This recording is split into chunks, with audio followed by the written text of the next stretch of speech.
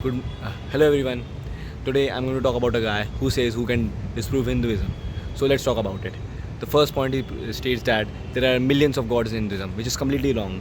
There are not millions of gods. There are demigods who are 30 who are in 33 kotis, not 33 millions. And the second point, there is only one god, which are all connected to us, to all the demigods. So this is my point. The second point, he states that we built our own idols and worship them, and according to him, if we build them ourselves, then they are not worthy of worshipping because it's man-made.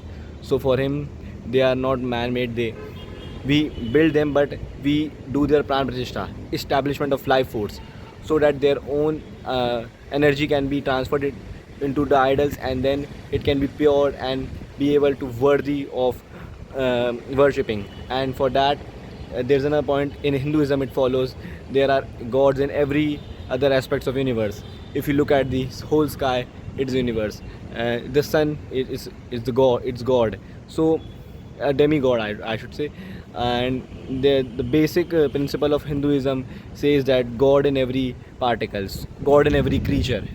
So in the Panch Tattva, which are basic needs, are from which our body is made, are also symbolized from types of gods.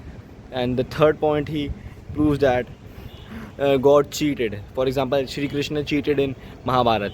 So actually, he didn't cheated. He has tried his way to establishment of dharma.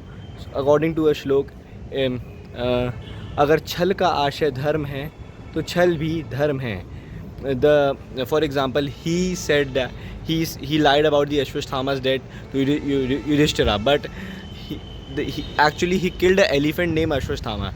So technically it's not a lie. And if you think about it, any lie which is for the greater good for humanity, is to protect the humanity, justice and lives, is not a lie, is not a dharma. It is for goodness of humanity and justice.